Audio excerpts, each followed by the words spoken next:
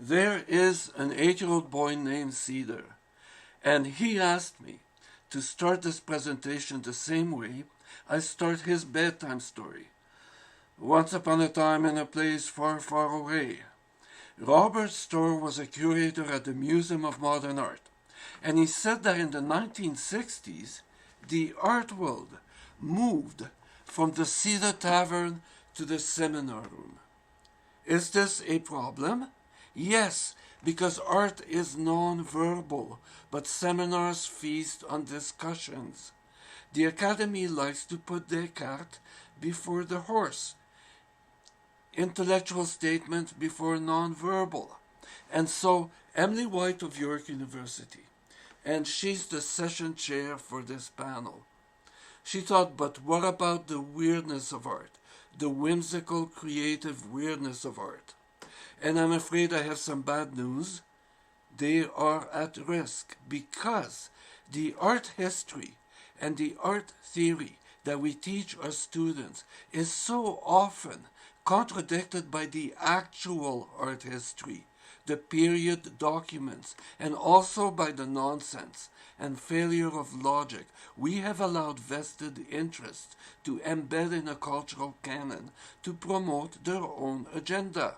And this has gotten so bad in the last 3 or 4 decades that a curator at the National Gallery of Canada, Kitty Scott, wrote on Facebook a few years ago that nobody knows what art is anymore. Great. Every other profession knows what they're doing. Shouldn't we try to find out? We know that art is a value judgment. We know the etymology of art leads to expressions like the art of medicine, the art of critical judgment, the art of painting, and others, all of which insist art is mastery of a skill coupled with intuition and personal vision. Not everyone agrees. Marshall McLuhan, he wrote that much to his dismay, art in our time has become anything you can get away with. And that has to be dishonest when you need to get away with it. I've been writing a book, The Cancelled Trilogy, on my website, legrady.com. And we don't have much time, so I'm going to give a few examples that say we seriously have to clean up art history. We have to clean up our act. And we start with Walter Benjamin, a lyrical poetic writer. But if you Google Walter Benjamin, you read of a social scientist, an early Marshall McLuhan, so prescient, he was able to accurately describe how people in the future would see art and society in our time. Well, I'm afraid time has been very unkind to Walter Benjamin, because everything he wrote in the work of art in the age of mechanical reproduction was mistaken. He was writing Marxist propaganda, all of which has been disproved. And yet, for 7 decades, nobody has stood up to point this out. And so we move to music and John Cage, an amazing acoustic artist, but he said things like, everything we do is music, which is perplexing, because then we would lack the perspective to differentiate music from anything else. The word everything would be perfectly adequate to describe everything we do. Cage also said that ambient noise is music, and he created his famous 4 minutes 33 seconds, which actually proved the opposite, because nobody listens to 4 minutes 33 seconds or any ambient noise the way we listen to music, which is a creative statement. It is always intentional, never an accident. Even among acoustic artists working only with accidental sounds, they do so intentionally, with intention. And so from there we move to visual art and Solowitt, an amazing visual artist, also known as a father of conceptual art. He wrote his legendary sentences on conceptual art, paragraphs on conceptual art that he published in Art Forum, where he wrote that the concept is everything. The idea is dominant, and the execution of a work is but perfunctory. And he was wrong. The person who proved Solowit was wrong beyond a shadow of a doubt was, of course, Solowit himself, when he was deeply disappointed in perfunctory executions of his own work. He eventually saw that everyone has ideas, but not everyone has ability, which tells me that it is the execution that turns an idea into a work of art.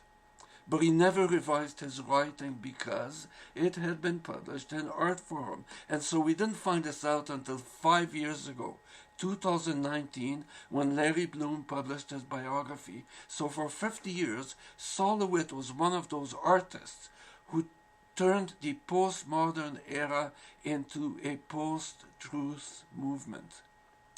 But he wasn't as bad as Marcel Duchamp. I know. In fact, everybody knows that Duchamp had a deep, deep understanding of art.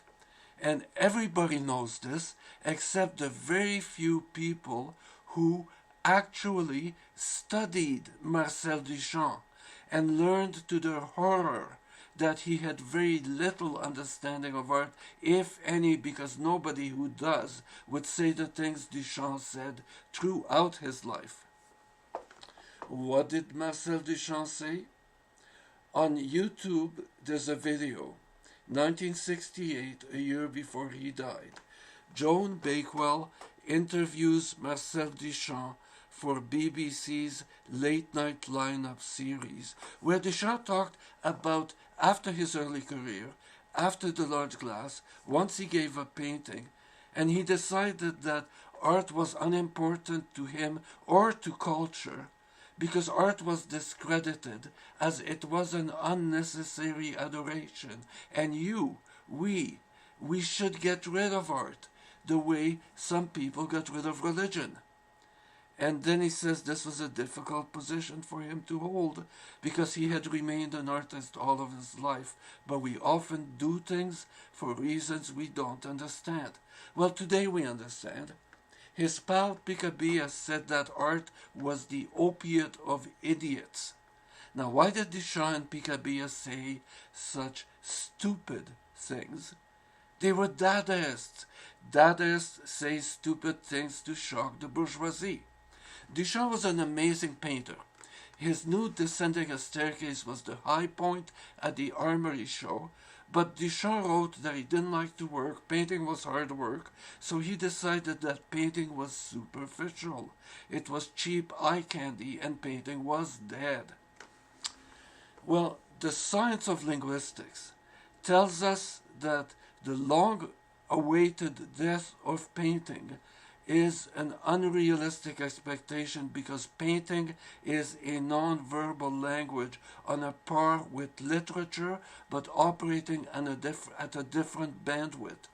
So painting is not going to roll over and play dead simply so Duchamp can shock the bourgeoisie. Duchamp created works to discredit art. In Dario Gamboni's The Destruction of Art, he tells Otto Hahn his ready-mades had aimed to persuade the public that art is a mirage, but of course it's the ready-made that's the mirage. On the ready-made website, toutfait.com, there's a letter to his sister. Dear Suzanne, please tell the family the independent show opened to great success. A female friend of mine sent in a urinal under the masculine pseudonym Richard Mutt, R. Mutt.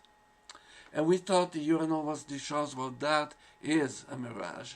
Duchamp appropriated the urinal, without giving credit, to Elsa von Freytag-Lorengoven, 15 years after the Independent show, when Elsa died of syphilis in a mental asylum, and Duchamp appropriated the urinal to discredit art because the semiotic language of the urinal tells the public that art is to piss on. We artists, we piss on what we do.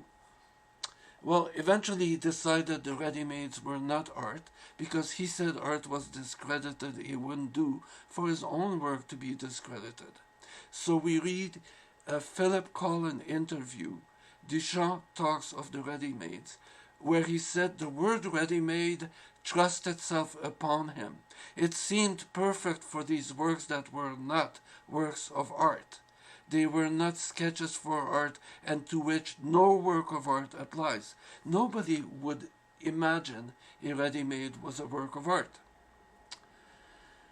Well, Duchamp also said various ridiculous things like art, no, taste is the greatest enemy of art, so he often contradicted his own taste as a result, which makes no sense if art is also discredited, but whatever.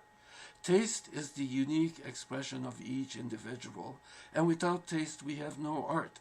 Duchamp couldn't keep on saying these things without paying the price and suffering the consequence. He lost his ability to make art.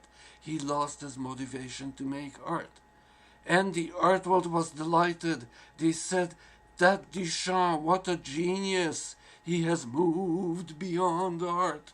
What a stupid thing to say. Especially when Pierre Caban, in dialogues with Marcel Duchamp, Duchamp had already told Jasper Johns it wasn't like that.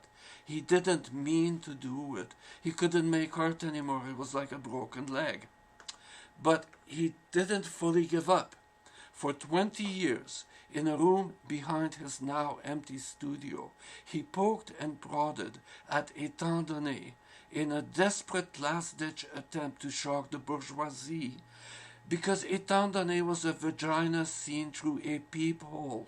It was Duchamp's version of a porno website, but the muse was gone, and like any spurned lover, she wasn't coming back. Donald Judd, Marcel Duchamp, Thierry Duduve all tell us that we cannot and should not try to define art, because art is anything an artist chooses to call by that name. But if we do not define art, because we're lazy, because we're ignorant, because we allow others not to think for ourselves, then art blends into the background. It becomes lost like tears in the rain.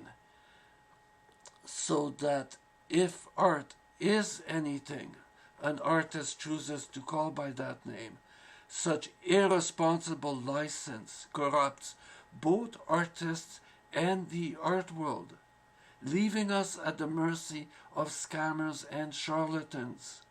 And political science says your culture is your future, and so we begin to see the similarities between Dada and MAGA. Dada for decades told the public, art is anything Duchamp or any artist can get away with.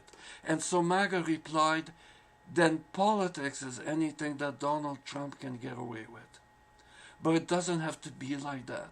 We faculty, we teach the next generation of cultural workers so we can tell our students, listen to your intuition, listen to your critical judgment, and don't accept any nonsense you're told, because if we haven't seen as far as others, it is because we were standing on the shoulders of very short giants, or else the giants were standing on our shoulders.